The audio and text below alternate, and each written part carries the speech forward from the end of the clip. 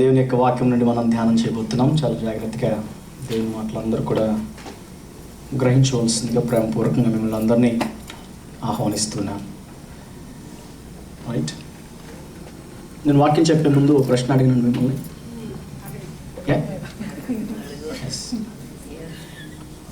చాలా simple question, problem లేదు. మీరు చెప్పగలరు, ఆన్సర్ చెప్పగలరు. మీరు చాలా మంచి వాళ్ళు, జ్ఞానం కలిగిన వాళ్ళు. రైట్, లాస్ట్ వీక్ మనం ఏ వాక్యం నేర్చుకున్నాం? కొరకు మనము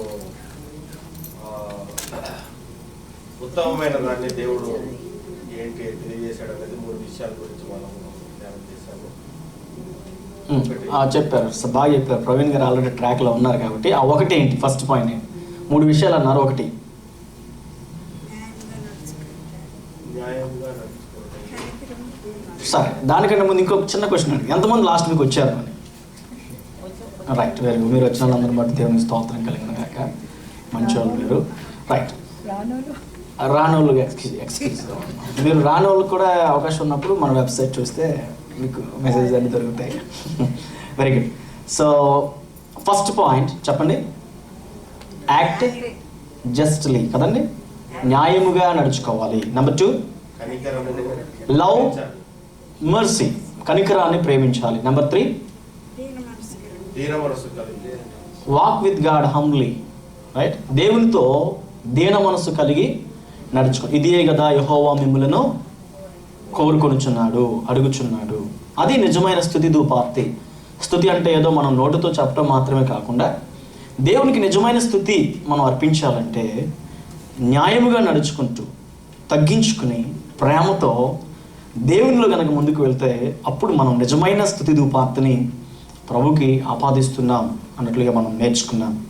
ఈ రోజున కూడా మరికొన్ని విషయాలు దేవుని యొక్క వాక్యం మీతో ధ్యానం చేయాలని ఆశపడుతున్నాను. చాలా జాగ్రత్తగా దేవుని మాటలు వినండి. మరి దేవుని వాక్యంలో శక్తి ఉంది. ప్రపంచంలో చాలామంది దేవుని మాటలు చదవటం ప్రారంభించారు. దేనికోసం తెలుసా? బైబిల్లో ఉన్న తప్పులు కనుక్కోవడానికి బైబిల్ చదవటం ప్రారంభిస్తే ఆఖరికి బైబిలే వాళ్ళ తప్పును కనుక్కుందంట. దేవునికి స్తోత్రం కలిగిన గాక. డాక్టర్ ఆచార్య ఆర్ఆర్కే మూర్తి గారు, ఆయన ఒక హైందవ సహోదరుడు.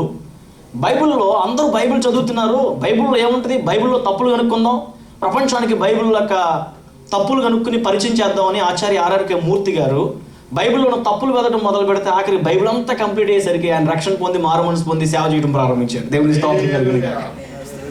అద్భుతమైన సేవ చేశారు ఆచార్య ఆర్ఆర్కే మూర్తి గారు. రేడియో ప్రసంగాలు మీరు వినే ఉంటారు. మరి ఆనాటి దినాల్లో అద్భుతంగా దేవుని చేత వాడబడ్డారు. కాబట్టి బైబిల్ గ్రంథంలో శక్తి ఉంది. బైబిల్ అనేటువంటిది ఇన్స్పిరేషన్ బై హోలీ స్పిరిట్, పరిశుద్ధాత్మ చేత ముద్రించబడిన గ్రంథం. అది మాట్లాడే గ్రంథం, అది శక్తి కలిగిన గ్రంథం. ఆ వాక్యాన్ని మనం ధ్యానం చేస్తూ ఉండగా భయభక్తులు కలిగి దేవుడు నాతో మాట్లాడాలి అని కనుక హృదయం ఉంటే ఖచ్చితంగా దేవుడు మీతో మాట్లాడతారు.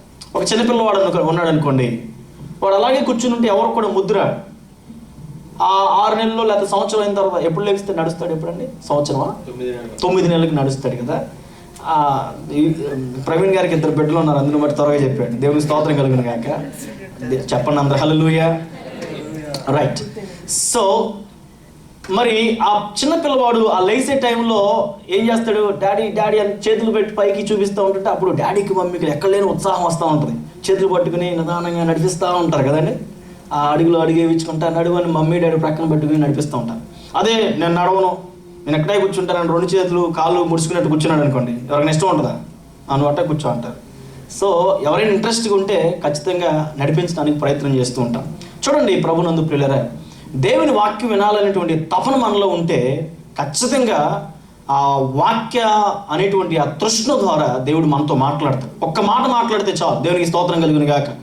అరగంట గంట సేపు వాక్యం చెప్పినా దానిలో నుండి ఒక్క మాట, స్పష్టమైన మాట నీకు తగిలితే నీ జీవితం మార్చబడుతుంది. దేవునికి స్తోత్రం కలుగును గాక. హల్లెలూయా. అటు రీతిగా దేవుని సన్నిధిలో మనం ప్రార్థన పూర్వకంగా దేవుని మాటలు వినడానికి ప్రయత్నం చేద్దాం. చూడండి ప్రభునందు పిల్లరా, ఈరోజు నేను వాక్యం చెప్పే ముందు మరొక మాట అడుగుతున్నాను. ఎంతమంది మీరు చిన్ననాటి నుండి ఇంతవరకు దోణిలో ప్రయాణం చేశారు, నావల్లో ప్రయాణం చేశారు, బోట్, షిప్, అందరూ ప్రయాణం చేశారు. రైట్. ఎంతమంది ఎప్పుడైనా తుఫాను వస్తే ప్రయాణం చేశారు?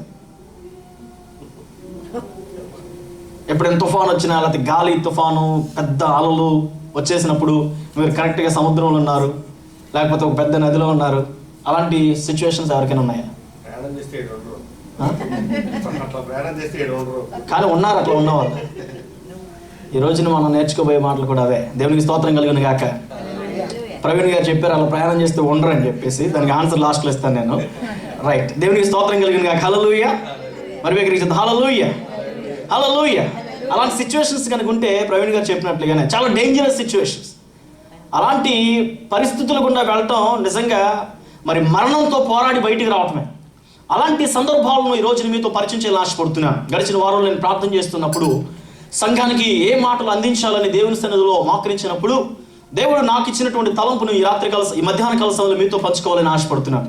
రాత్రికాల సమయం అంటున్నానని ఏమనుకోమాకండి, ఎందుకంటే రాత్రి శనివారం మాట్లాడాం కదా వాక్యం. సో యూజువల్గా రాత్రికాల సమయం వచ్చేసింది. దేవునికి స్తోత్రం కలుగును గాక. హల్లెలూయా. ప్రార్థన చేస్తున్న తరుణంలో ప్రభు ఇచ్చిన తలంపులను మీతో పంచుకోవాలని ఆశపడుతున్నాను. బైబిల్ గ్రంథంలో ఒక శ్రేష్టమైనటువంటి మాటను మీతో పరిచయం చేయాలని ఆశపడుతున్నాను. బైబిల్ గ్రంథంలో వాక్యాన్ని చూపించే ముందు ప్రపంచంలో జరిగినటువంటి సందర్భాన్ని మీతో పరిచయం చేస్తాను. ప్రపంచంలో మీరు ఆలోచన చేస్తే 1912వ సంవత్సరం, సుమారుగా 20వ శతాబ్దం ఎర్లీ డేస్లో జరిగినటువంటి విపత్తును మీతో పరిచయం చేసి నేను ముందుకు వెళ్ళాలని ఆశపడుతున్నాను. చాలా జాగ్రత్తగా వినడానికి ప్రయత్నం చేయండి. విలియం పెరే అనేటువంటి ఐరిష్ వ్యక్తి, ship builder, he started building a ship called Titanic. Titanic అనేటువంటి షిప్ పేరు చెప్తే ప్రపంచం అంతా కూడా ఉర్రూతలవుతూ దాని గురించినటువంటి విషయాలు తెలుసుకుంటానికి ఉత్కంఠతో ఎదురు చూస్తూ ఉంటారు. యవన బిడ్డలైతే మరి ప్రాముఖ్యంగా దానిలో ఉన్నటువంటి ఒక హీరోయిన్ని చూడటానికి, రోల్స్ని పార్టిసిపేట్ చేసి వారికి అనుగుణంగా నడవడానికి, వారి స్టైల్స్లో పాల్గొనడానికి ఇష్టపడుతూ ఉంటారు ఈనాటి యవన సమాజం. అయితే బిహైండ్ ద స్క్రీన్ కొన్ని విషయాలు కనుక మనం ఆలోచన చేస్తే, సుమారుగా 14,000 మందితో నిర్మించబడినటువంటి టైటానిక్ షిప్ ఇంగ్లాండ్ సౌతాంప్టన్ అనేటువంటి ప్రాంతం నుంచి మనకి అతి దగ్గరలో ఉన్నటువంటి న్యూయార్క్ సిటీకి రావడానికి 1912వ సంవత్సరం ఏప్రిల్ 10వ తారీఖున బయలుదేరింది. చూడండి ప్రభునందు ప్రియ దేవుని బిడ్డలారా, బయలుదేరినటువంటి ఈ షిప్ బాగానే వచ్చింది. దీనికి సమాజం, చరిత్రకారులు ఏమని పేరు ఇచ్చారంటే అన్సింకబుల్ షిప్ అన్నారు. మునగటానికి అవకాశం ఏ కోశానా కూడా లేదు. ఇది మంచి షిప్. 14,000 మంది శక్తిని ఉపయోగించి కొన్ని బిలియన్ డాలర్స్ని వెచ్చించి ఈ అద్భుతమైన షిప్ని చేశారు. కాబట్టి దీనిలో చైత్రయాత్రను మనం ముగించవచ్చు. ఫస్ట్ అటెంప్ట్ని సక్సెస్ఫుల్గా చేసి ప్రపంచంలో ఒక అద్భుతమైన నామాన్ని మనం తెచ్చుకోవచ్చు అనే ఉద్దేశంతో వీరు ప్రయాణం చేయటం ప్రారంభించారు.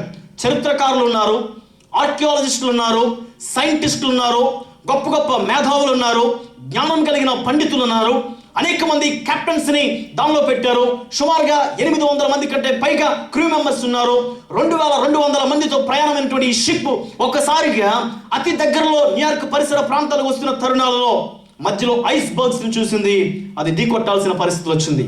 కెప్టెన్ అనేటువంటి ఇతని పేరు కెప్టెన్ ఎడ్వర్డ్స్ అనేటువంటి ఇతను ఈ ఓషియన్ గుండా అతను ప్రయాణం చేస్తున్నాడు. అట్లాంటిక్ ఓషియన్లో ఈ ప్రయాణం సాగుతుంది. ఒక్కసారిగా ఐస్ బర్గ్స్ చూసేసరికి వెంటనే లెఫ్ట్ టర్న్స్ తీసుకున్నారు. లెఫ్ట్ టర్న్ తీసుకుని మళ్ళా వెనక్కి వెళ్దాని ప్రయత్నాలు రకరకాలుగా చేశారు. కానీ అప్పటికే లేట్ అయిపోయింది. ఈ టైటానిక్ షిప్ వెళ్ళి ఐస్ బర్గ్స్ని ఢీకొట్టింది. ఒక్కసారిగా ఐస్ బర్గ్స్ని ఢీకొట్టేసరికి ఈ పెద్ద అన్సింకబుల్ నోన్ కలిగినటువంటి ఈ షిప్ నీటిలో మునగడం ప్రారంభించింది. దానిలో లైఫ్ బోట్స్ లేవు. కారణం ఏంటో తెలుసా? వారికి ఉన్న కాన్ఫిడెన్స్, ఈ షిప్కి ఏమీ కాదు, లైఫ్ బోట్స్ అవసరం లేదని చెప్పి కొన్ని మాత్రమే దానిలో పెట్టుకున్నారు. అతి తక్కువ టైంలోనే సుమారుగా 1.5 వ్యవధిలో ఈ షిప్ మొత్తం మునగడం ప్రారంభించింది. 2,200 మందిలో సుమారుగా 1,500 మంది జల సమాధిగా మార్చబడ్డారు. ఎందుకు ఈ మాటలు మీతో పంచుకుంటున్నాను? ఒక పెద్ద షిప్ ప్రయాణం, అలలు వచ్చేసినాయి. ఎప్పుడైతే ఢీ కొట్టిందో పడవ సముద్ర ప్రయాణంలో భయంకరమైనటువంటి ప్రమాదంలో ఇరుక్కుపోయింది. వారందరూ కూడా తమ ప్రాణాలను పోగొట్టుకున్నారు. ఇలాంటి పరిస్థితులు జరిగితే ఆ వాడ లోపల ఉన్న వారి యొక్క మనస్తత్వాలు ఎలా ఉంటాయి, ఏ విధంగా ఆలోచన చేస్తూ ఉంటారు? This is the final minute. ఇక మనం చనిపోబోతున్నాం. తల్లి తండ్రి ప్రక్కన కూర్చుంటుంటే తల్లికి ఏం చెప్పాలో తండ్రికి తెలియదు, కుమారుడికి ఏం చెప్పాలో తల్లిదండ్రులకు తెలియదు. మరణ సమయం. ఆ టైటానిక్ షిప్లో జరుగుతున్నప్పుడు ఆ భయం నుంచి పోగొట్టుకోవటానికి అక్కడ సంగీత విద్వాంసులు ఉన్నారు కదా, వారు చచ్చిపోయేదాకా వయలిన్ ప్లే చేస్తానున్నారంటండి. టైటానిక్లో అది మునిగిపోయి సంగీత విద్వాంసులు చనిపోయేదాకా వాళ్ళు ప్లే చేస్తానున్నారంట. అంటే ఆ భయం నుంచి ప్రజలను రక్షించి కనీసం ఏదో ఒక హెల్ప్ వచ్చేంత వరకు వారిని కాపాడొచ్చారు. ఎందుకు ఈ మాటలు పంచుకుంటున్నానంటే, సముద్రంలో ప్రయాణం చేయటం అనేటువంటిది చాలా ప్రమాదకరమైనటువంటిది. ప్రత్యేకంగా ఒకవేళ అలలు కనుక తుఫాను కనుక రేగితే ఆ పరిస్థితులు మరీ భయంకరంగా ఉంటాయి అన్నటువంటి విషయాన్ని మనం నేర్చుకోవచ్చు. ఒకసారి మీ పరిశుద్ధ బైబిల్ గ్రంథాన్ని తెరవండి. మార్కు శుభవార్త 4వ అధ్యాయంలో 35 నుంచి 41 వచనాలు కలిగిన వాక్యాన్ని మనం చదువుకుందాం. దేవుని యొక్క లేఖనాలు మనం నేర్చుకుందాం. మార్కు శుభవార్త 4వ అధ్యాయం 35 నుంచి 41 వచనం వరకు మనం చదువుకుందాం. ఆ దినమే సాయంకాలమైనప్పుడు ఆయన అద్దరికి పోవుదుమని వారితో చెప్పగా, వారు జనులను పంపివేసి ఆయనను ఉన్న పాటున చిన్న దోణిలో తీసుకుని పోయారు. ఆయన వెంబడి మరికొన్ని దోణులు వచ్చాను. అప్పుడు పెద్ద తుఫాను రేగి ఆయన ఉన్న దోణి మీద అలలు కొట్టినందున దోణి నిండిపోయిను. ఆయన దోణి అమరమున తలగడ మీద తలవాల్చుకుని నిద్రించుచుండెను. వారు ఆయనను లేపి, బోధకుడా, మేము నశించిపోవచ్చున్నాం, నీకు చింత లేదా అని ఆయనతో అనిరి. అందుకు ఆయన లేచి గాలిని గద్దించి నిశ్శబ్దమై ఊరకుండమని సముద్రముతో చెప్పగా గాలి అణిగి మిక్కిలి నిమ్మలమాయను. అప్పుడు ఆయన, మీరెందుకు భయపడుచున్నారు? మీరింకను నమ్మిక లేక ఉన్నారా అని వారితో చెప్పాను. వారు మిక్కిలి భయపడి, ఈయన ఎవరో, గాలియు సముద్రమును ఈయనకు లోబడుచున్నవని ఒకరితో ఒకరు చెప్పుకున్నారే. అద్భుతమైన సందేశం ఇది. One night upon the sea of Galilee. Sea of Galilee అనేటువంటిది చరిత్రలో ప్రత్యేకతను సంతరించుకుంది. వెరీ రీసెంట్గా అంకుల్ అండ్ టీమ్ ఇజ్రాయెల్ వెళ్ళారు. హోప్ఫుల్లీ సోర్నా ఆంటీ, అంకుల్, మీరు సీ ఆఫ్ గ్యాలలీని చూసే ఉంటారు. ప్రయాణం చేశారు, దానిలో బోట్ షికార్ చేశారు. దానిలో సీ ఆఫ్ గ్యాలలీ అనేటువంటిది చాలా ప్రత్యేకతను సంతరించుకుంది ప్రభునందు ప్రియులారా. వెరీ రీసెంట్గా 1986వ సంవత్సరం జీసస్ బోట్ వాస్ ఫౌండ్. ఆ wooden boat was found. It was buried in the mud. At present it is there in a library called Kipchoge Ginozar అనేటువంటి లైబ్రరీలో ఈ నావను ప్రిజర్వ్ చేశారు. చరిత్రకారులు వెరీ రీసెంట్గా ఫైండ్ అవుట్ చేసినటువంటి wooden boat which was used by Jesus. యేసుక్రీస్తు వారు బ్రతికినటువంటి దినాలలో యేసుక్రీస్తు వారు ఈ బోట్ను వాడి ఉండవచ్చు అని కొన్ని నమూనాలను తీసుకువచ్చి చరిత్రకారులు వాటిని బైబిల్ గ్రంథంలో ఉన్నటువంటి నమూనాలను సేకరించి, ఇది యేసుక్రీస్తు వారు ప్రయాణం చేసినటువంటి బోటు అయి ఉండవచ్చు, లేకపోతే యేసుక్రీస్తు వారు నాటి దినాల్లో ఈ గలిలయ సముద్రంలో ప్రయాణం చేస్తున్నటువంటి ఈ తరుణాల్లో యేసుక్రీస్తు వారు వాడినటువంటి బోటు యొక్క నమూనా ఇట్టి రీతిగా ఉండవచ్చు అని చెప్పి చరిత్రకారులు తీసుకొచ్చి దీనిని ప్రస్తుతం ఒక లైబ్రరీలో పొందుపరిచినటువంటి వైనాన్ని చరిత్రలో మనం చూస్తూ ఉంటున్నాం. చూడండి ప్రభునందు ప్రియ దేవుని బిడ్డలారా, సీ ఆఫ్ గ్యాలలీ అనేటువంటిది చాలా అందమైనటువంటి బ్యూటీ స్పాట్. సముద్ర సుమారుగా 1200 అడుగుల దిగువ భాగంలో ఉంటుంది. వెరీ రీసెంట్గా నేను మరి గ్యాలలీ సముద్రంలో ప్రయాణం చేయడానికి ప్రభు కృప చూపించారు. కొన్ని క్లిప్స్ మీరు అక్కడ చూడవచ్చు. దీని డైమెన్షన్స్ ఎలా ఉంటాయంటే సుమారుగా 200 అడుగుల లోతు, సుమారుగా 51 కిలోమీటర్ల వైశాల్యం, ఉపరితలం కలిగినటువంటి ఈ సీ ఆఫ్ గ్యాలలీ. తరచుగా ఆ సీ ఆఫ్ గ్యాలలీలో ఎక్కువగా తుఫానులు రేగుతూ ఉంటాయి. కలిగిన కారణం ఏంటో తెలుసా? అది లోతట్టు ప్రాంతం అయ్యేసరికి చుట్టుప్రక్కల కొండలు ఉండటం చేత రకరకాలైనటువంటి పరిస్థితులు అక్కడ అలుముకుంటూ ఉంటాయి. గాలి, తుఫాను ఎక్కువగా వచ్చే అవకాశం ఉంటుంది. కారణం ఏంటో తెలుసా? కొండకి మధ్యలో ఉన్నటువంటి గ్యాప్స్, ఆ గ్యాప్స్ నుంచి ఎక్కువ గాలి రావటం చేత ఈ ఫోర్స్ మొత్తం ఒకేసారి గలిలయ సముద్రం మీద పడేసరికి దీనిలో ప్రయాణం చేసేటువంటి నావికులకు కానీ, దీనిలో ప్రయాణం చేసేటువంటి వ్యక్తులకు కానీ రకరకాలైనటువంటి ఇబ్బందులకు గురి చేసేటువంటి అవకాశాలు ఉన్నాయి. ప్రభువైన యేసుక్రీస్తు వారు 33.5 సంవత్సరాలు ఈ ప్రపంచంలో బ్రతికుండగా 3.5 సంవత్సరాలు అద్భుతమైన పరిచర్య చేశారు. 3.5 సంవత్సరాల్లో తన ఎక్కువ పరిచర్య ఎక్కువగా గలిలయ సముద్ర ప్రాంతం చుట్టూనే ఆయన తిరుగుతుండేవారు. గలిలయ సముద్రం గురించి మనం మాట్లాడుకుంటూ పోతే ఎన్నో అద్భుతాలు జరిగినాయి. ఒకనొక సందర్భంలో పేతురు మునిగిపోసాగాను. దేనిని చూసి చెప్పాలి, త్వరగా చెప్పాలి. దేనిని చూసి? గాలిని చూసి మునిగిపోసాగాను. ప్రభువైన యేసుక్రీస్తు వారు నీటి మీద నడుచుకుంటూ వచ్చినప్పుడు ఎప్పుడైతే ఆయన భయపడి గాలిని చూసి మునిగిపోయి సాగినటువంటి తరుణంలో వెంటనే పేతురును చేయి పట్టుకుని ప్రభు లేపినటువంటి వైనం ఇదే గలిలయ సముద్రం దగ్గర. గెనేసరతు అనేటువంటి ఆ పరిసర ప్రాంతాల్లో ఒక వ్యక్తి దయ్యం పట్టినప్పుడు ఆ దయ్యము కొన్ని పిక్స్ లోనికి పంపిస్తే ఆ పందులు పరిగెత్తుకుంటూ వెళ్ళి ఇదే సముద్రంలో కలిసిపోయినాయి, అవి చచ్చిపోయినాయి. అంత మాత్రమే కాకుండా ఎన్నో అద్భుతమైన కార్యాలు ఇక్కడ జరిగినాయి. 5 రొట్టెలు 2 చిన్న చేపలను దేవుడు ఆశీర్వదించింది. ఈ గలిలయ సముద్రం నుంచి ప్రక్కన ఉన్నటువంటి కొండ మీద ఈ పరిసర ప్రాంతాల్లో మీరు ఆలోచన చేస్తే యేసుక్రీస్తు వారి యొక్క పరిచర్యలో ఘనమైనటువంటి కార్యాలు ఇక్కడే జరిగినని చెప్పడంలో ఎటువంటి సందేహం లేదు ప్రియులారా. ఇది చాలా అద్భుతమైనటువంటి ప్రదేశం see of Galilee. Jordan river అనేటువంటిది ఈ సీ ఆఫ్ గ్యాలిలీలో కలుస్తూ ఉంటుంది. మీరు చూడవచ్చు. సీ ఆఫ్ గ్యాలిలీకి 3 పేర్లు ఉన్నాయి బైబిల్ గ్రంథంలో. ఎవరైనా చెప్పగలరా 3 పేర్లు? డేవిడ్ అంకుల్, ఆగండి అంకుల్ పేరు. డేవిడ్ అంకుల్ తెలుసు ఆల్రెడీ. ఎస్, ఎవరైనా చెప్పగలరా? రైట్. బైబిల్ గ్రంథంలో మీరు 3 పేర్లు చూస్తారు. ఈ 3 పేర్లు కూడా ఒకే పేరు. సీ ఆఫ్ గ్యాలిలీ అన్న, సీ ఆఫ్ తిబేరియా సముద్రం అన్న, మూడవది లేక్ ఆఫ్ గెనెసరెత్. అంకుల్కి చప్పట్లు కొట్టాలో సరిగా అంటే మీరు అందరూ కొట్టండి. చప్పట్లు ఎవరు కొట్టట్లేదు ఏంటండి? రైట్, మీరు చప్పట్లు కొట్టే వాళ్ళందరూ ఇజ్రాయేల్ ఎల్లురు గాక. దేవునికి స్తోత్రం. హల్లెలూయా చెప్పండి గట్టి. హల్లెలూయా. దగ్గర చెప్తాం హల్లెలూయా. ఈ 3 పేర్లు ఎక్కడ చూసినా సరే బైబిల్ గ్రంథంలో ఒకటే. రెండవది సీ ఆఫ్ గ్యాలిలీ అని మనం అంటున్నాం, కానీ అది యాక్చువల్గా సముద్రం కాదు.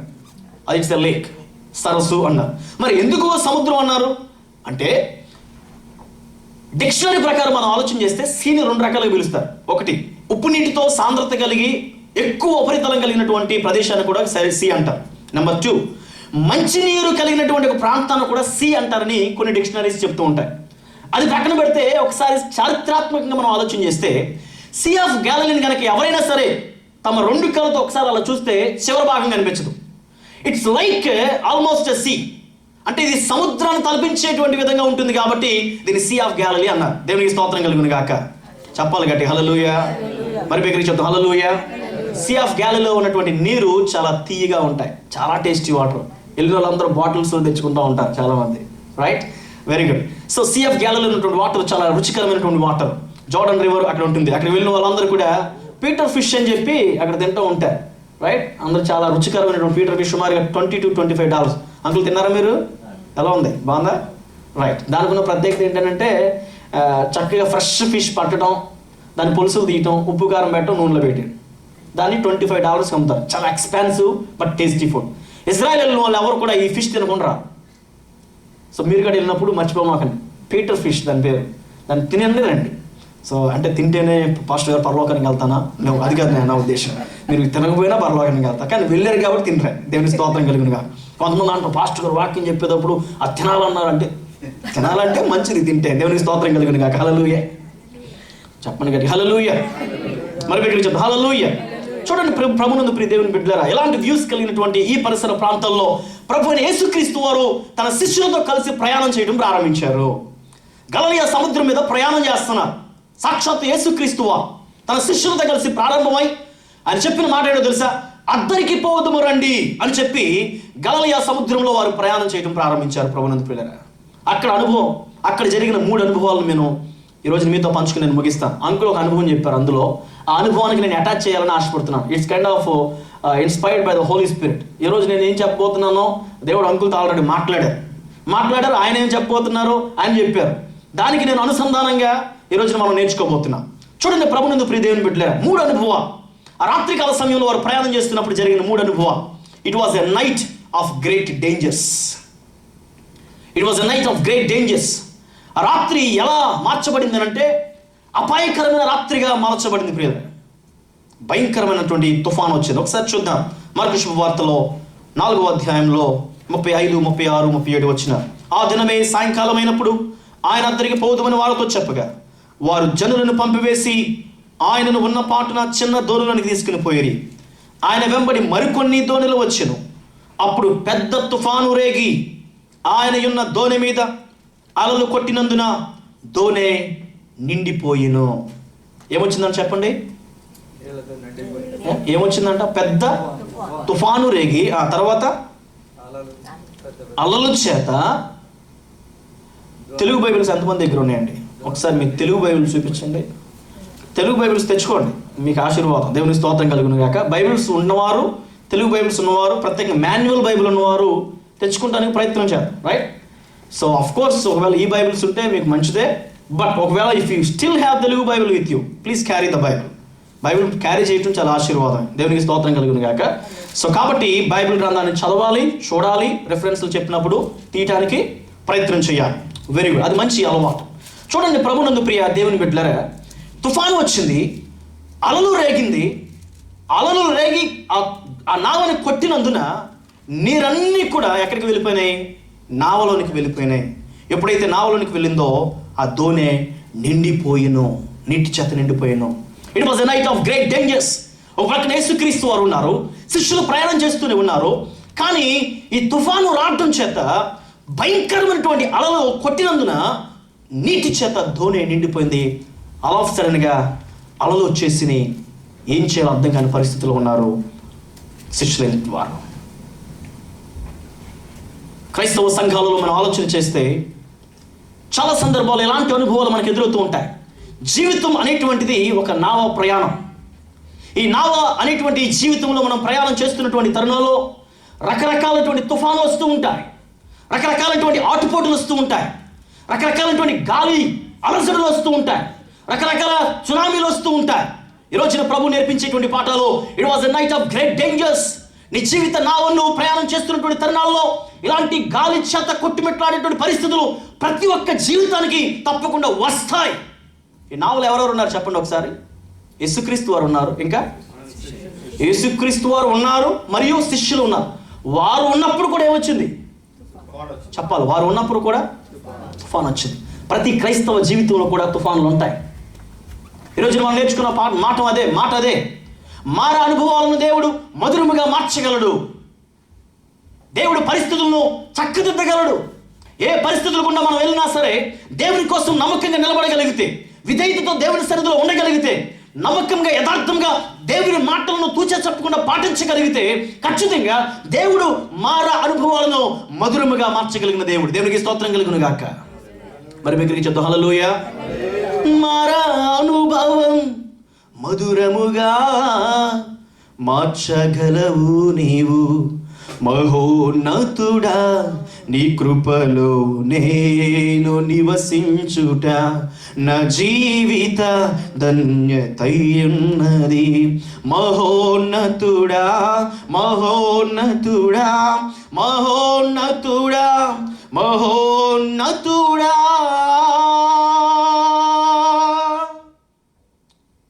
యోబు గ్రంథం 14వ అధ్యాయం 1వ వచనంలో ఒక మాట ఉంటుంది. ఎవరైనా సరే తీసి సహాయం చేయగలుగుతారా? యోబు గ్రంథం 14వ అధ్యాయంలో 1వ వచనం. స్త్రీ కనిన నరుడు కొద్ది దినముల వాడై మిక్కిలి చాలా మిక్కిలి ఏం పొందుకుంటాడట? బాధను. స్త్రీ కనిన నరుడికి ఏముంటాయి? ఖచ్చితంగా బాధలు ఉంటాయి, ఉండవండి? బైబిల్ చెప్పేది అదే కదా, ఉంటాయి. స్త్రీ కనిన నరుడికి బాధలు ఉంటాయి. ఎంత చెట్టుకి అంత గాలి, కంచే చేను వేస్తే కాచే వారెవరు అన్నారు. ఎంత చెట్టుకి అంత గాలి.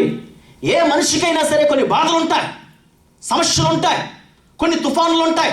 కాబట్టి వాటిని చూచి మనం ఎప్పుడు కూడా వెనకంజ వేయకూడదు. తుఫానులలో ఎదురు ఈదటానికి ప్రయత్నం చేయాలి, కానీ వాటిని చూసి వెనకంజ వేస్తే క్రైస్తవ జీవితానికి అర్థం లేదు. క్రైస్తవులుగా బలము కలిగినటువంటి బిడ్డలంగా మనం ఉండాలి. ఒక వ్యక్తిని మీతో పరిచయం చేసిన ముందుకు వెళ్ళాలని ఆశపడుతున్నాను. డేవిడ్ లివింగ్స్టన్ అనేటువంటి దేవుని సేవకుడు సౌత్ ఆఫ్రికా ప్రాంతంలో అద్భుతమైన పరిచయం చేశాడు. పిల్లరా, ఆయన జీవితంలో వచ్చిన సమస్య ఒకటి మీతో పరిచయం చేస్తాను. ఆయన తన భార్యను తీసుకుని అక్కడికి వెళ్ళాడు పరిచర్య కోసం. తన బిడ్డలు చనిపోతే తన భార్యతో చెప్పాడు, నువ్వు మరలా ఇంగ్లాండ్ వెళ్ళిపో, నేను అతి త్వరలో మరలా వస్తాను అని చెప్పాడు. వస్తానని చెప్పినటువంటి భర్త వారానికి వెళ్ళలేదు, 2 వారాలకు వెళ్ళలేదు, 3 వారాలకు వెళ్ళలేదు. చివరికి 5 సంవత్సరాల తర్వాత ఇంటికి వెళ్ళాడు. 5 సంవత్సరాల తర్వాత భర్త ఇంటికి వెళ్ళాడు. ఇంటికి వెళ్ళి ఒకసారి రాత్రికాల సమయంలో డోర్ కొట్టాడు. ఆల్ ఆఫ్ సడన్గా నైట్ డోర్ కొట్టేసరికి ఆ భార్య కంగారు పడి డోర్ ఓపెన్ చేసింది. డోర్ ఓపెన్ చేసేసరికి ఒక వ్యక్తి ఎదురుగా నిలబడి ఉన్నాడు. డేవిడ్ లివింగ్స్టన్ అనుకుంటున్నాడు, నా భార్య నన్ను గుర్తుపడుతుంది, వెంటనే నన్ను కౌగిలించుకుని నన్ను లోపలికి ఆహ్వానిస్తుందని చెప్పి ఆశతో డోర్ కొట్టాడు. కానీ తన భార్య డోర్ ఓపెన్ చేసిన తర్వాత ప్రశ్నించిన ఒక మాట ఏంటో తెలుసా? హూ ఆర్ యూ మ్యాన్ అని అడిగిందంటే. కలిగిన కారణం ఏంటో తెలుసా? డేవిడ్ లివింగ్స్టన్ అంటే ఇష్టం లేక కాదు, లేకపోతే తనేదో వేరే తప్పు చేస్తుందనే ఉద్దేశం కాదు. డేవిడ్ లివింగ్స్టన్ని గుర్తుపట్టలేనటువంటి స్థితిగా మారిపోయాడు ఆయన. ఎందుకు అలా మారిపోయాడో తెలుసండి? ఒక సందర్భంలో డేవిడ్ లివింగ్స్టన్ ఒక ప్రాంతంలో సువార్త చేయాలనే ఉద్దేశంతో ఒక గుర్రం మీద వెళ్తూ ఉంటుంటే అర్ధరాత్రి లైట్స్ లేక ఒక కొమ్మ బయటకు వచ్చి, ఎండిపోయినటువంటి కొమ్మ బయటకు వచ్చిందట. ఈ గుర్రం మీద వెళ్తూ ఉంటుంటే ఒక్కసారిగా కొమ్మ చీకట్లో కనపడకపోయేసరికి ఆ కొమ్మ, మీకు తెలుసు కదా, ఇండియాలో మన అడవుల్లో ఎండిపోయిన కొమ్మలు ఆకులు రాలిపోయిన తర్వాత షార్ప్ ఎడ్జ్డ్ కొమ్మలు బయటకు వచ్చి ఉంటాయి, చెట్టు కొమ్మలు. ఆ రాత్రికాల సమయంలో గుర్రం మీద ప్రయాణం చేస్తుంటే ఒక్కసారిగా ఆ చెట్టు ఆ కొమ్మ ఒకటి వచ్చి ఎండిపోయింది, తన కంటిలో గుచ్చుకుపోయిందట. ఎప్పుడైతే గుచ్చుకుపోయిందో తన కన్ను పోయింది. ఒక్క కన్నుతో ఉన్నాడు.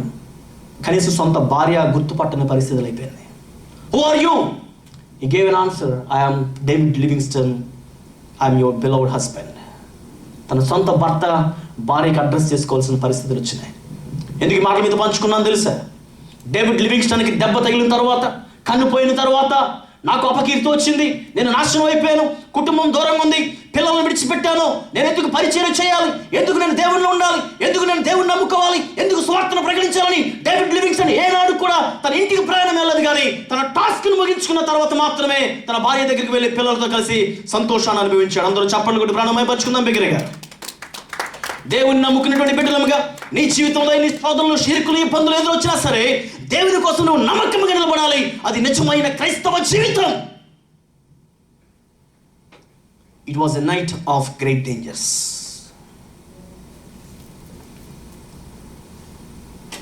Number 2, it was a night of great doubts. 38వ వచనం ఒకసారి చదవండి.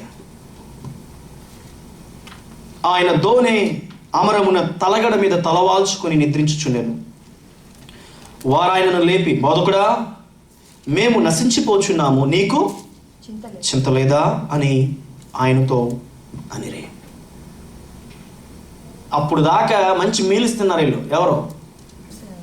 5 రొట్టెలు 2 చిన్న చేపలను ఆశీర్వదించింది ఎవరు? ప్రభు అయిన యేసుక్రీస్తు వారు. చూసారా లేదు? ఇది అద్భుతం కాదండి. శిష్యులు ఉన్నారా లేదా? అక్కడ ఉన్నారు కదా. 5 రొట్టెలు 2 చిన్న చేపలను ఆశీర్వదిస్తే ఎంతమంది తిన్నారు? 5,000 మంది పురుషులు. అంటే పురుషులకి భార్యలు ఉంటారుగా, ఉండరా? ఖచ్చితంగా ఉంటారు. కనీసం కొంతమంది బ్యాచిలర్స్ ఉంటారు అనుకున్నాం. సుమారుగా 2,000 మంది బ్యాచిలర్స్ అంటే 3,000 మందికి భార్యలు ఉన్నా సరే 8,000 మంది. మరి ఖచ్చితంగా పెళ్ళైతే ఎవరుంటారు? పిల్లలు ఉంటారు. ఇప్పుడంటే ఒకరు ముద్దు ఇద్దరు వద్దు అంటున్నారు. కానీ ఇప్పుడు ఒకరు ముద్దు ఇద్దరు వద్దు అనే స్లోగన్స్ పెట్టారు. కానీ ఆ రోజుల్లో ఏమున్నాయి? అంతేనా కాదు, 7, 8 ఈజీగా ఉండేవారు. అంతేనా? నీకు ఎంతమంది పిల్లలు అంటే 7, 8 అంటే ఈజీ, 7 అనే రకం ఆ రోజుల్లో. ఇప్పుడంటే ఒకరు వద్దు ఇద్దరు, ఒకరు ముద్దు ఇద్దరు వద్దనే స్లోగన్స్తో అక్కడతో కట్ చేసేస్తున్నారు. మంచిదే, దేవునికి స్తోత్రం కలుగును గాక. రైట్. ఇప్పుడు ఆలోచించేయండి. ఆ రోజుల్లో సుమారుగా ఒక్కొక్కరికి 2 పిల్లలు వేసుకోండి. 7 సంగతి పక్కన పెట్టండి. 2 జప్పులు వేసుకుందాం. ఎంతమంది అయ్యారు? 3 రోజులు 6 అంటే సుమారుగా 12, 15,000. అవునా కదా? పురుషులే 5,000 మంది తింటే సుమారుగా 10,000 మంది ఈజీగా వేసుకోవచ్చు. క్యాలిక్యులేషన్ మన ప్రకారం 10,000 మంది సుమారుగా భోజనం చేశారండి. అక్కడ ఎవరున్నారు? శిష్యులు ఉన్నారు. అద్భుతం చూశారు. యేసయ్య చేసిన మహిమను చూశారు. అక్కడ మాత్రమే కాకుండా పరిచరులు ఎక్కడికి వెళ్తే అక్కడ భోజనం పెడుతున్నారు. ఏ ప్రాంతానికి వెళ్తే అక్కడ దయ్యాలు వణికిపోతున్నాయి. ఎక్కడికి వెళ్తే అక్కడ కుష్ఠరోగులు శుద్ధీకరించబడుతున్నారు. అద్భుతమైన కార్యాలు జరిగినాయి. ఇవన్నీ కూడా శిష్యులు ఐ విట్నెస్ చేస్తున్నారు, సొంతంగా చూస్తున్నారు. యేసు పరిచయం అనుభవిస్తున్నారు, ఆనందిస్తున్నారు, గణపరుస్తున్నారు. ఇలాంటి యేసయ్యను కలిగినటువంటి ఈ శిష్యులు ఎప్పుడైతే గాలి తుఫాను చూశారో వెంటనే యేసయ్య దగ్గరికి వచ్చి, master, my master, get up, you're sleeping now, there is a storm. ఇక్కడ తుఫాను వచ్చేసింది, మేము చచ్చిపోతున్నాం, నీకు చింత లేదా? మాస్టర్, గెట్ అప్ అని చెప్పి యేసయ్యను ప్రశ్నిస్తున్నాడు. ప్రియులారా, who are they? They are followers of Jesus. They are the disciples of Jesus. యేసును నమ్ముకున్నటువంటి శిష్యులు యేసయ్యను వచ్చి లేపుతున్నారు. అంటే యేసయ్యకి తెలీదా? He knows everything. It was a night of great doubts. మేము నశించిపోతున్నాం, నీకు చింత లేదా? We are being lost, Lord. You don't bother. నీకు చింత లేదు ప్రభువా? యేసయ్యను ప్రశ్నిస్తున్నారు. క్రైస్తవ జీవితాల్లో నీవు నేను జీవిస్తున్న తరుణంలో అనేక సందర్భాల్లో we have lot of doubts. చాలా సందర్భాల్లో దేవుని మీద మనం నిందలు వేస్తూ ఉంటాం. దేవుని సరిగ్గా మనం నమ్మం. దేవుని మీద సరైనటువంటి విశ్వాసం ఉంచం. దేవుని సరైనటువంటి మార్గాల్లో ఆలోచన చేయం. నమ్మకం, నిరీక్షణ, ఆశ అనేటువంటిది దేవునిలోంచి అణగారిపోతూ ఉంటుంది.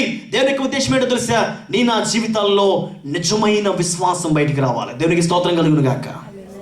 బిగ్గరగా చేద్దాం హల్లెలూయా. మరి బిగ్గరగా చేద్దాం హల్లెలూయా. విశ్వాసం అనున్నది నిరీక్షింపబడు వాటి యొక్క చెప్పాలి, నిరీక్షింపబడు వాటి యొక్క నిజస్వరూపం. విశ్వాసంతో మనం ఇప్పుడు కూడా దేవుని సన్నిధిలో ముందుకు వెళ్ళడానికి ప్రయత్నం చేయాలి. ఎప్పుడైతే విశ్వాసాన్ని నువ్వు కోల్పోతావో జాగ్రత్త, దేవుని కార్యాలను నువ్వు చూడలేవు. ఈ ప్రస్తుత ప్రపంచంలో లాజిక్స్ ఎక్కువైపోతున్నాయి, లిబరలిజమ్స్ ఎక్కువైపోతున్నాయి.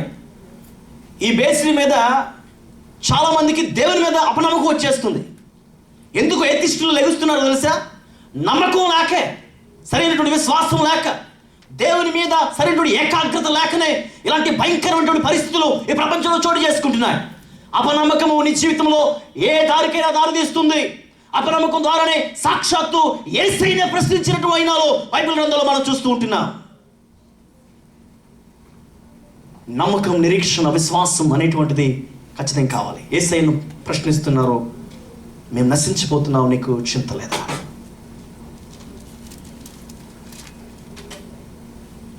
ఒకనొక సందర్భంలో చార్లెస్ బ్లండిన్ అనేటువంటి ఒక వ్యక్తి 1859 సంవత్సరంలో టైరోప్ మీద నయాగరా ఫాల్స్ మీద నడిచాడు for the first time. For the first time he was the only one person who really walk on the Niagara falls on the tightrope. Nobody ever never walked on the tightrope before he walked. Charles Blondin అనేటువంటి వ్యక్తి నడుస్తున్నటువంటి తరుణాల్లో 1859 సంవత్సరంలో అందరికి ఇచ్చాడు. అద్భుతమైనటువంటి రీతిలో ఒక media ప్రచారం జరిగింది. ఎస్ ఐ వాక్ అని చెప్పేసి ఆయన ప్రచారం చేశాడు. అనేక మంది వచ్చారు. ఆయన నడవడం ప్రారంభించాడు. నయాగరా ఫాల్స్ మీద టైరోప్ కట్టుకున్నాడు. ఆ కర్ర పట్టుకుని బ్యాలెన్స్డ్గా నడవడం ప్రారంభించాడు. సగం దాకా బాగానే వచ్చాడు. సగం దాకా వచ్చిన తర్వాత షేక్ అయ్యేసరికి ఇంకేముంది, అల్లలు చూసాడు, భయపడిపోయాడు, పడిపోతున్నాడు అనుకుని అందరూ చూస్తూనే ఉన్నారు. కొన్ని క్షణాల్లో పడిపోతాడని. కానీ చక్కగా మరలా బ్యాలెన్స్ అయ్యి తను చివరి ఎడ్జ్కి వచ్చేసాడు. చివరి ఎడ్జెస్ వచ్చేసరికి అందరూ well done, wow Charles Blondin, you are the best man, nobody walked like this, you are the best, you should be recorded in the Guinness book అని చెప్పి రకరకాలుగా అతను పొగటం ప్రారంభించారట. Wow wonderful. మన అమెరికన్స్ అయితే ఎక్కువ పొగుడుతూ ఉంటారు కదా, వావ్ వావ్ అంటూ ఉంటారు కదా. సో అదే రకంగా వావ్ వావ్ వావ్ అని చెప్పేసి అందరూ పొగుడుతూ ఉన్నారట. అందరూ బాగానే ఉంది. అటు చివరికి వెళ్ళిపోయిన తర్వాత ఓకే, చాలా చక్కగా పొగిడారు నన్ను, చాలా సంతోషం. ఎంతమంది చూశారు? నేను అటు నుంచి ఇటువైపు వచ్చాను. ఎస్ మేమందరం చూచాం. నేను మంచిగా వచ్చానా? ఎస్ మీరు మంచిగా వచ్చారు. నేను ఎక్కడికి పడిపోయినా మీరు పడలేదు. ఎంతమంది నమ్ముతున్నారు నేను మరలా యువతల నుంచి మీ వైపుకి క్షేమంగా వస్తారని?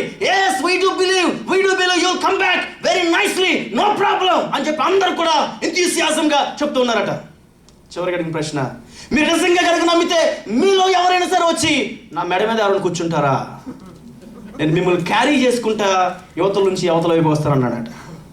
అప్పుడు వా వా వా వా అని చెప్పేసేసి ఎంతూసియాజం తగ్గిపోయింది. అప్పుడు దాకా చప్పలు కొట్టారు, అప్పుడు దాకా చూశారు, అప్పుడు దాకా అభివర్ణించారు, అప్పుడు దాకా నువ్వు గొప్పడు అన్నావు. ఎప్పుడైతే విశ్వాసం అనేటువంటిది టెస్టింగ్ వచ్చిందో ఒక్కసారిగా ఎవరు మాట్లాడలేదు. ఒక్కరు కూడా వెళ్ళి తన షోల్డర్స్ మీద కూర్చుంటానికి ఇష్టపడటం లేదు. ఎందుకు ఈ మాటల మీద పంచుకుంటున్నాను తెలుసా? దేవుడు గొప్ప దేవుడా? చెప్పండి అందరూ చెప్పాలండి. దేవుడు అద్భుతాలు చేస్తాడా? దేవుడు మహిమలు చేస్తాడా? దేవుడు స్వస్థపరుస్తాడా? దేవుడిని గ్రీన్ కార్డ్ ఇవ్వగలడా? దేవుడిని సిటిజన్షిప్ ఇవ్వగలడా? దేవుడికి నమ్మకంగా ఉండగలడా? దేవుడిని జీవితంలో అన్ని కార్యాలు చేయగలడు. కానీ విశ్వాసం ఉంచే విషయంలో మాత్రం వెనకం చేస్తూ ఉంటాం మనం. It was a night of great dangers, it was a night of great doubts. Being a Christian, being a faithful servant, being a person whom God has saved you, being a person, the children of God, దేవుని చేతను ఆశీర్వదించబడి రక్షించబడి ఆయన పేరు పెట్టుకున్నటువంటి నేను ఒకనొక సందర్భంలో ఆయన మీద నమ్మకం, విశ్వాసం ఉంచే విషయంలో వెనక్కం చేస్తున్నాం. ప్రభునందు ప్రియ దేవుని బిడ్డలారా, ఈ గాలి తుఫాను చూసి ఒక్కసారి వారు భయపడిపోయారు. నువ్వు భయపడొద్దు, నీ దేవుడు నేను ముంచేసే దేవుడు కాదు. అక్కడ పేతురు మునిగిపోతుంటే నీకు డౌట్ వచ్చిందా? నీకు అప్పుడు మును ఒక తొక్కు తొక్కితే ఏమైపోయాడు పేతురు? ఏమయ్యా, నేను నీ ప్రక్కన ఉన్నాను కదా, ఇన్ని అద్భుతాలు చూసావు, ఎంత మహిమలు చూసావు, నువ్వు నా శిష్యుడు అయ్యుండే నన్ను డౌట్ చేస్తావా అని చెప్పి మునిగిపోయి అతను ఒక్కసారి అట్ట అన్నాడు అనుకోండి, చాలా సమాధే. కానీ దేవుడు నిన్ను ముంచేసే దేవుడు కాదు, నేను పైకి లేవనెత్తే దేవుడు. జీవితాన్ని ఆయన లేపగలిగిన సామర్థ్యం ఆయనలో ఉంది. ఏ పరిస్థితినైనా సరే మార్చగలడు. Only thing when you have faith, విశ్వాసం మీద నువ్వు ఆధారపడి నమ్మకంతో దేవుని ఆరాధించడం ప్రారంభిస్తే ఖచ్చితంగా ఏ పరిస్థితికైనా సరే ఒక సమాధానాన్ని ప్రభు ఇస్తాడు. విశ్వాసాన్ని వదిలిపెట్టొద్దు, నిరీక్షణ వదిలిపెట్టొద్దు. ఒకళ్ళు అనుకుంటున్నావు ఎన్నాళ్ళు, how many years, how many days pass by, no answer at all, still you and me need to have faith. దేవునికి సమస్తం తెలిసిన జీవితంలో ఏం జరుగుతుందో ఆయనకి తెలియకుండా నీ జీవితంలో ఏది జరగట్లా. God knows everything. దేవుడు మనిషి కాదు. ఆయన నీ సంగతి తెలుసు, నీ కుటుంబ సంగతి తెలుసు, నీ సమస్యలు తెలుసు, నీ బాధలు తెలుసు, నీ జీవితంలో నీవు ఏది అనుభవిస్తున్నావో దేవునికి సమస్తము తెలుసు. ఆయన సమయం వచ్చినప్పుడు ఆయన కార్యం చేస్తాడు. Don't doubt God. బోధకుడా, నువ్వు నశించిపోతున్నావు, నీకు చింత లేదా? Get up, God knows. విశ్వాసంలో మనం బలపడతాం కదా. Number 3, it was a night of great discoveries. ఒకటేమో అపాయకరమైన రాత్రి, 2 అనుమానంతో కూడిన రాత్రి, 3 అద్భుతమైన రాత్రి. చప్పట్లు కొట్టి ప్రాణమైపరుచుకుందాం బిగ్గరగా. అందరూ చప్పట్లు కొట్టి ప్రాణమైపరుచుకుందాం బిగ్గరగా. అద్భుతమైన రాత్రి ప్రభునందు ప్రియ దేవుని బిడ్డలారా, చూడండి ఒకసారి 39 నుంచి 41 వచనాలు. అందుకు ఆయన లేచి గాలిని గద్దించి నిశ్శబ్దమై ఊరకుండుడి, సముద్రముతో చెప్పగా గాలి అణిగి మిక్కిలి నిమ్మలమాయెను. గాలిని గద్దించి నిశ్శబ్దమై ఊరకుండమని సముద్రంతో చెప్పగా గాలి అణిగి మిక్కిలి నిమ్మలమాయెను. అప్పుడు ఆయన, మీరు ఎందుకు భయపడుచున్నారు? మీరు ఇంకను నమ్మిక లేక ఉన్నారా? గాలిని గద్దించాడండి దేవుడు, సముద్రాన్ని నిమ్మలపరిచాడండి దేవుడు. సముద్రము సృష్టించేనాయనదే, సత్యుని హస్తమే భువికేగున్. ఆయన మాటలు కైకొనినా నైనవి మనకెంతో మేలగును. రండి ఉత్సాహించి, రక్షణ దుర్గము మన ప్రభువే, రండి ఉత్సాహించి పాడుదము. రక్షణ దుర్గము మన ప్రభువే. సముద్రాన్ని గద్దించాడు, నెమ్మలపరిచాడు. ఓ సముద్రమా, నువ్వు నెమ్మలంగా ఉండు. ఓ గాలి, నువ్వు ఆగిపో. వెంటనే మాటకి, శాసనానికి సృష్టి ఆగిపోయిందండి. కారణం ఏంటి తెలుసా? సృష్టికర్త మన దేవుడు. మన దేవుడు సృష్టి కాదు, ఈ శక్తి కలిగిన సృష్టిని తయారు చేసిన సృష్టికర్త, అద్భుతమైన దేవుడు, మహానుభావుడు. అలాంటి దేవుడు ఒక్క మాట చెప్తే సృష్టి మాట ఉంది. ఏ గాలి ఆగు, గాలి ఒకసారి ఆగవా ప్లీజ్, ప్లీజ్ నా పరువు పోద్దామా అనలేదండి. శిష్యులు ఉన్నారమ్మా అని అనుకుంటారేమో, నువ్వు ఆగం. నో, ఒక్క మాట, గాలి నువ్వు ఆగు, సముద్రం నువ్వు నెమ్మదిగా ఉండు. సముద్ర ఘోష వింటేనే మనుషులకి వణుకు పుడుతుంది. సముద్ర ఘోష ఉంటేనే టైటానిక్ లాంటి పెద్ద పెద్ద షిప్లే దానికి నమస్కరించి లోపలికి చొచ్చుకుని పోతే, సముద్రం అలాంటిది. ఒక్కసారి ఆయన మాట విందండి, నీరు నిమ్మలంగా అయిపోయింది. Quiet pin drop silent. ఆయన శక్తి గొప్పదే, ఆయన ప్రభావం గొప్పది పిల్లరా. It was a night of great discoveries. అద్భుతాలు చూశారు ఆ రోజున. ఈయన గొప్ప దేవుడు, ఈనాటి వాడి ప్రపంచంలో లేడు. సముద్రము గాలి ఈయన మాట వింటుందే, ఈయన శక్తి కలిగిన దేవుడని శిష్యుల్లో ఒక అద్భుతమైనటువంటి మార్పు వచ్చింది అని బైబిల్లో మనం చూస్తాం. వారు మిక్కిలి భయపడి, ఈయన ఎవరో గాలియు సముద్రమును ఈయనకు లోబడుచున్నామని ఒకరితో ఒకరు చెప్పుకొని ఆయన మహిమపరిచారు. ప్రభునందు ప్రియ దేవుని బిడ్డలారా, ఆయన ఆ కార్యాలు చేయగలిగినటువంటి సామర్థ్యం కలిగిన దేవుడు. Nothing is impossible to him. ఈరోజు నువ్వు ఎలాంటి అలల చేత నువ్వు కొట్టబడుతున్నావు, ఎలాంటి గాలి తుఫానుల చేత నువ్వు ఎడవబడుతున్నావు, నీ నావ మునిగిపోతుందా? నీ బ్రతుకు నావా, నీ కుటుంబ నావా, నీ సంఘ నావా, నీ వ్యక్తిగత నావా మునిగిపోతుంది ఈ రోజున? ఒక విషయం గుర్తుపెట్టుకో, నీ నావలో కనుక యేసయ్య ఉంటే, నీ కుటుంబంలో కనుక యేసయ్య ఉంటే, నీ సంఘంలో కనుక యేసయ్య ఉంటే, నీ వ్యక్తిగత జీవితంలో నీ నావికుడు యేసయ్య కనుక అయితే, నీ నావకి ఎటువంటి అపకారం రాదు, ఎటువంటి అపాయం రాదు. నేను నా ఇంటి వారును యెహోవాను మాత్రమే సేవిస్తామని యెహోవా చెప్పిన విధంగానే నా నావకి యెహోవా ఈ గృహానికి అధిపతి మనం ఎలా చెప్పుకుంటామో అట్టి రీతిగానే నా జీవిత నావకి నా యేసయ్య అనే అధిపతి అని నువ్వు చెప్పగలిగితే అద్దరికి చేర్చే శక్తి ఆయనలో ఉంది. అద్దరికి చేరుస్తాడు. మధ్యలో ముంచే దేవుడు కాదు ఆయన. అద్దరికి చివరికి తీసుకెళ్తాడు నిన్ను. ఒకవేళ తుఫానులు వచ్చినా నడిపిస్తాడు ఆయన. చేపట్టును లేవగలుగుతాడు నేను. అంత మాత్రమే కాకుండా నీకు ధైర్యాన్ని ఇస్తాడు. నీ జీవితంలో కావాల్సిన సమస్తాన్ని సమకూరుస్తాడు. ప్రపంచంలో చాలామంది ఇలాంటి తుఫానుల చేత కొట్టుమిట్లాడుతున్నారు. ఈరోజు దేవుని వాక్యం వింటున్న నీవు కూడా అలాంటి తుఫానులు ఉంటే ప్రభు సన్నిధిలో ప్రార్థించాయి. చాలా సందర్భాలు నువ్వు కూడా డౌట్స్ వచ్చేసి ఉంటాయి. ఇంకేం దేవుళ్ళండి, ఇంకేం చర్చిలండి, ఇంకేం ప్రార్థనలండి, ఇంకేం వాక్యములండి, నాకు ఉద్యోగం రావటం లేదండి, నా ప్రార్థన ఎక్కడికి వెళ్తుంది? ఒకవేళ ఉద్యోగం నీకు రాకపోయినా దేవునికి తెలుసు, still you are in God's control. ఒకవేళ నీ స్టేటస్ మార్చబడిపోయిన still you are in God's control. దేవునికి సమస్తం నీ గురించి తెలుసు.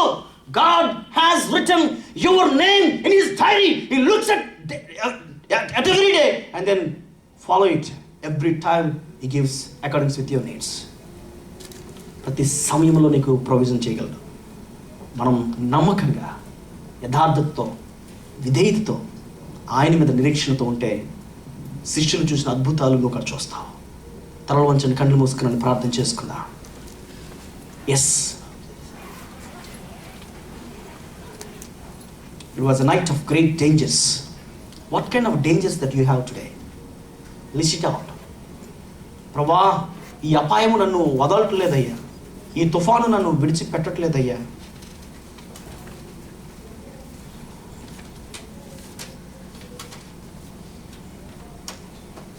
దేవుని సన్నిధిలో ప్రార్థన చేద్దాం. ఒక్క నిమిషం ప్రార్థన చేయగలవా సహోదరి, సహోదరుడా? నీ నావకి యేసేనా అధిపతి? నీ నావలో అసలు యేసయ్య ఉన్నాడా? యేసుకు స్థానం ఇచ్చావా నీ నావలో? నీ కుటుంబం మాత్రమే కాదు, నీ జీవిత నావకి యేసు కావాలి. యేసే చుక్కాని, యేసే శక్తి. యేసు లేని నావ అది ఎప్పుడైనా మునిగిపోద్ది. యేసు ఉన్న నావ మునిగే సందర్భంలో కూడా లెగుస్తుంది. నిరాశలు వచ్చినప్పుడు ఆశ వస్తుంది. శక్తి లేనప్పుడు నీకు శక్తి వస్తుంది. నువ్వు బలహీనపడిన సందర్భంలో నీకు బలం వస్తుంది. యేసు నీకు నావికుడిగా ఉండాలి. నీ నావలో యేసు ఉండాలి. ఇంకా నువ్వు స్థానం ఇచ్చావా యేసయ్యకి? ఇవ్వకపోతే ఈరోజు యేసయ్యకి స్థానం ఇయ్యి. యేసు నీ నావికుడిగా సంసిద్ధపరచుకో. ఇంకా నువ్వు బాప్తిస్మం తీసుకోకుండా నీ ఇష్టానుసారంగా నువ్వు తిరుగుతున్నావేమో, నేడే రక్షణ. ఇది అనుకూలమైన సమయం. యేసుని నమ్ముకో. యేసయ్య ఇది మొదలుకొని నా నావికుడు నీవే అని చెప్పి యేసయ్యతో ఒక మాట చెప్పు. నీ పరిస్థితులు మార్చగలడు. అపాయకరమైన రాత్రి అద్భుతమైన రాత్రిగా మార్చబడింది. ఒకే రాత్రిలో 3 అనుభవాలు. ఒకే రాత్రిలో తిరిగేసరికి అద్భుతం చూశారు.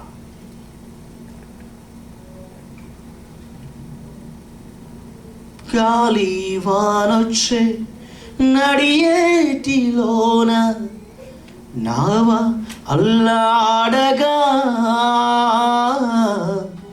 నీవే కాపాడినావే.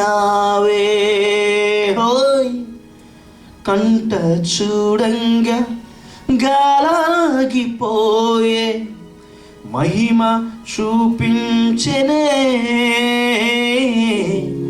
మహిమ చూపించినావే. హోయ్, నిన్ను పొగడంగా నేనెంత వాడా, నీటి మడుగుల్లో చాపంటివాడ, నా దారి గోదారిలో బ్రతుకే హైలేసు. యేసు పలికే నీ దాసు. యేసు ఎంత వరల మనసో నీది, చిత్రాలుగా ఉన్నానయ్య ఊసు ప్రభువా హైలేసు, నీ మహిమే హైలేసు. ప్రభువా మా జీవిత నావను నీకు సమర్పిస్తున్నాం, బలపరచండి. ఎన్నో నిరాశలయ్యా, ఎన్నో తుఫానులు, మునిగిపోద్ది ఇక చచ్చిపోతున్నాం, ఆశ లేదు అనే పరిస్థితులు. కానీ మీరు మమ్మల్ని బలపరిచే దేవుడు అయ్యా, మీరు మమ్మల్ని బలపరుస్తూనే ఉన్నారు. నీకు స్తోత్రాలు. అద్భుతమైన రాత్రిగా మలచబడింది. మా కుటుంబాలు అటు రీతికి మీరు మలచి మహిమను పొందుకోమని, ఎవరైతే తమ జీవితాలను సమర్పించుకొని నేను నావికుడిగా తమ జీవితంలో చేసుకుంటున్నారో వారందరి జీవితంలో కూడా ఘనమైన కార్యాలు జరిగించమని యేసు నామములో ప్రార్థన అడుగుచున్నాం తండ్రి. ఆమేన్.